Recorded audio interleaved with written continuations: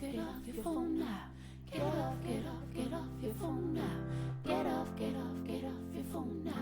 Get off your phone now. Ooh, get off your phone. What's up, everybody? Welcome to Fuck Your Phone, the show where we all try to kick our smartphone addiction together. My name is Kristen. I'm your host, and today my guest is Lorna. Hi. Hi, Lorna. Lorna and I have been working together, or started working together 18 years ago, and we've known each other ever since. Lorna is also a behavior consultant, and she's an interior designer, as you can see by her amazing house. Every week, I ask one of my friends to do a no-phone gift or a no-phone challenge, and then come on the show and talk about it. So, Lorna, you want to tell us about your challenge? I did both. I did a no phone challenge with my gardening in my backyard. Okay. And I did a no phone gift with just being at home by myself peacefully. Okay. They both sucked. Well, then they're both no phone challenges, I guess.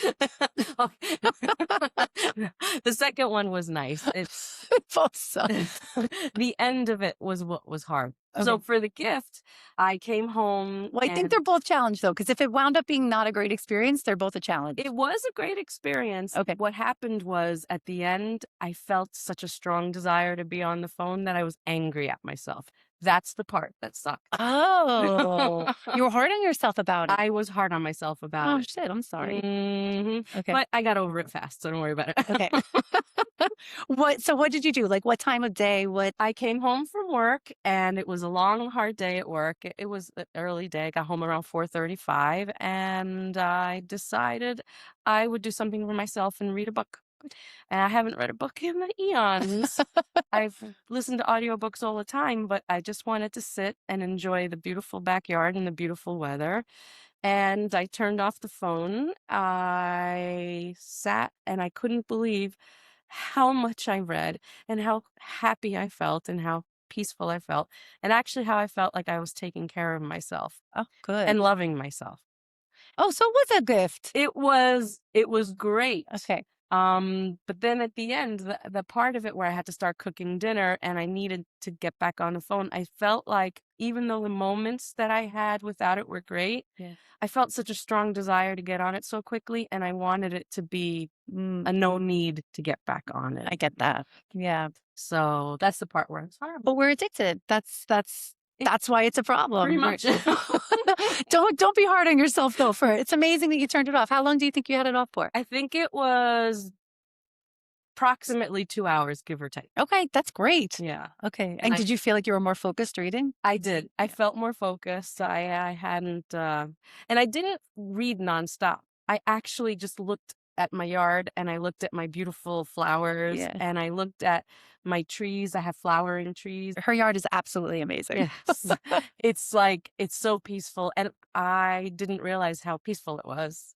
I take my yard for granted and I shouldn't. Yeah. And I was able to enjoy it. It's so funny. Last week, when I was recording with another one of my friends, I left her alone for a little bit and she didn't have her phone on. And she was like, I got up and moved around the room and was looking at things. And I'm like, we used to do that so much more. Like, you're just so much more in touch with your senses before. We would look and touch and smell and, like go through things. It's so cool that like your phone was off and you were like, oh, let me just take in the backyard. Yeah.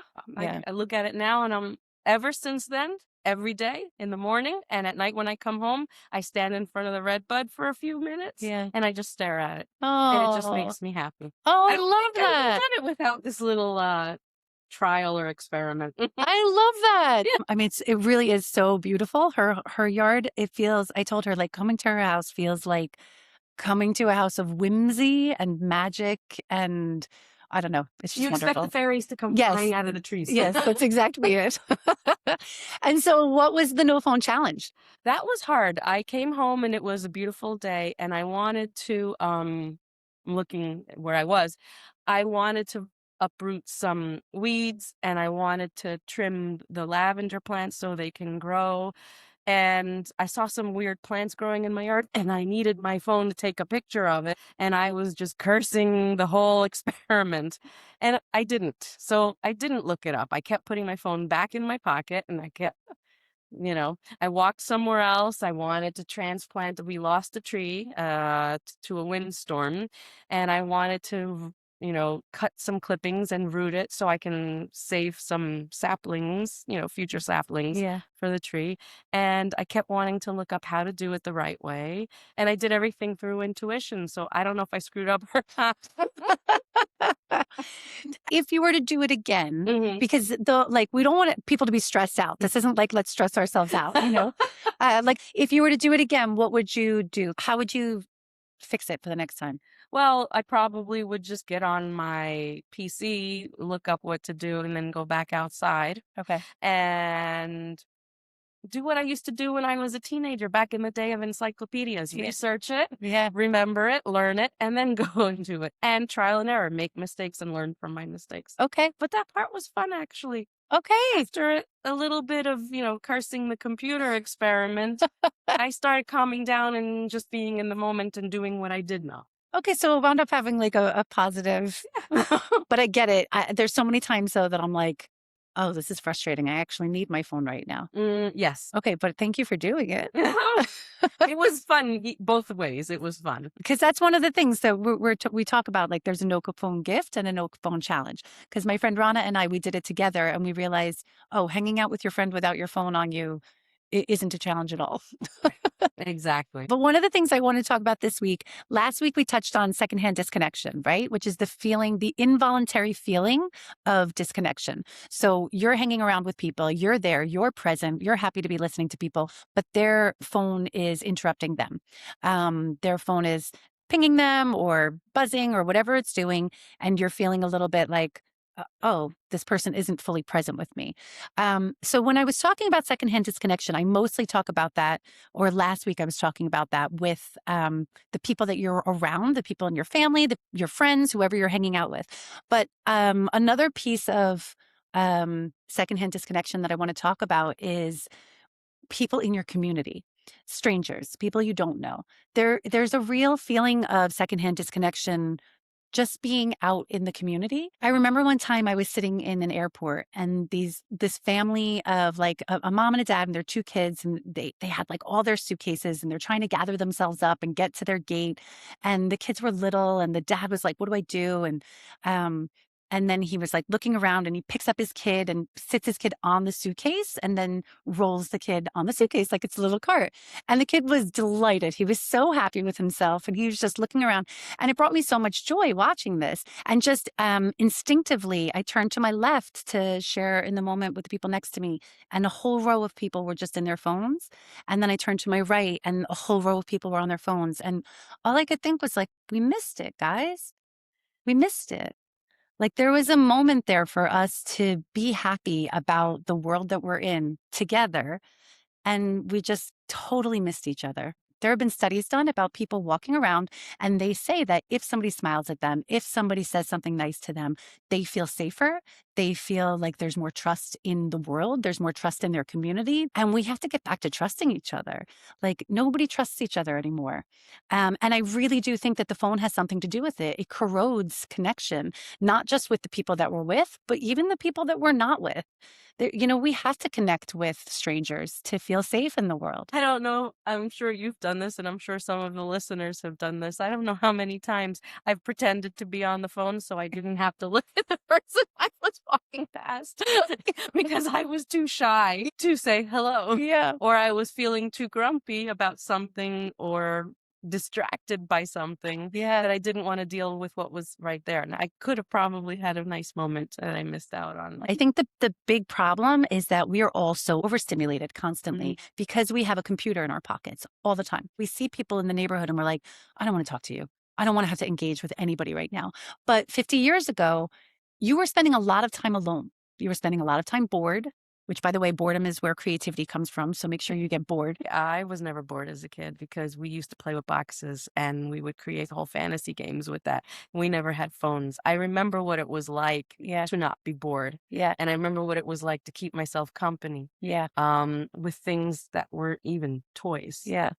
we would just But you probably were bored, which is why you guys just played with boxes. So, like what I'm saying is, be bored in that you have to do something else. so our imagination took over instead of our boredom Yeah, taking us over. That makes exactly. sense. Okay. Yeah, Yes, I agree. because that's where creativity comes from. So you're sitting around, you have nothing to do, and you're like, hey, why don't we like build a box board? Yeah.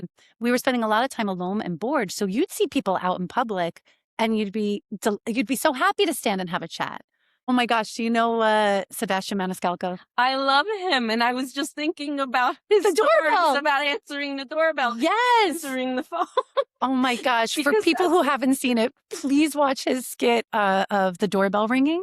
Because, 40 years ago, the doorbell would ring and everyone would be like, oh, company, who's here, And now the doorbell rings and everybody's like, shh, Be shh, quiet. duck. Yeah. I use my phone and check my ring to see who just rang the doorbell, and then I decide whether I'm supposed to hide or not.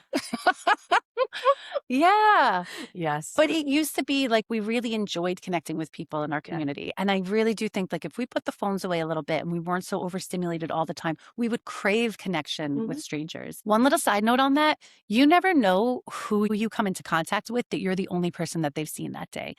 My cousin used to work at like a little corner store, and I loved this. Her boss would say to her, some of the people, the elderly people that come in here, you're their only contact of the day.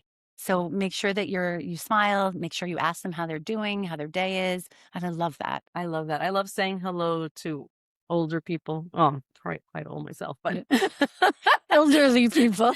and I just love the connection and the back and forth. Yeah. And it's a great moment. I Yeah. also like complimenting people because I like to see them smiling. I Yeah. like your shirt. Yeah. I like your shoes, your handbag, whatever. I appreciate what you asked for of me because I see the phone, differently. I've always felt like it's been a heavy product for me emotionally. Yeah. I've stopped doing social media the way I used to. Yeah. I'm not on Facebook all the time. I always found that it made me feel worse about myself. So I don't even do that anymore. And now I feel like I can feel good about using the phone as a tool. Yeah. When I needed to measure things or figure out what's north facing in the garden or whatever, or to find a recipe and make something better. Yeah. But the doom scrolling makes I feel worse about myself. Yeah. And it's nice to be aware of that. Yeah. So that I don't do it. So one of the episodes we did a couple of weeks ago is separate yourself from your phone. So if there are tools that you can get for yourself to make you a little bit further away from your phone, get them. Just because the phone can do everything doesn't mean that it should. Yeah. So like get an alarm clock, get some clocks around the house, a pedometer, like anything you can do to separate yourself. Oh, I have a pedometer. Lorna has a pedometer. Amazing. Yes, I do. I do little things like that. I didn't even realize I was doing it. Awesome. That's perfect. I can take a page out of your book. As usual, we're going to keep this short and sweet. Thanks so much for listening, guys. And Lorna? Guys, get off your fucking phone, okay? Please. Namaste. Thanks so much for listening. Be sure to tune in next week to see what the next No Phone Challenge will be. If you'd like to do a No Phone Challenge and be a guest on the show, you can contact me through my website, KristenRuane.com. You can also find my book on there. It's called Finding Victoria, and it has nothing to do with what this podcast is about. It's the story of a precocious little girl and her mother who calls a behavior analyst to help her untangle some of her daughter's challenging behaviors. Or if you're looking for a BCBA, you can schedule a session with me through my website.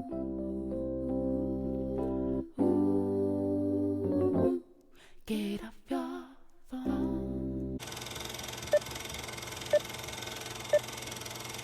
Smokey, who wants kisses? Hold on, wait.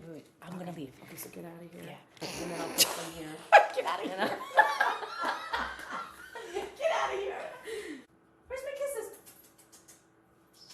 Thank you, Luna.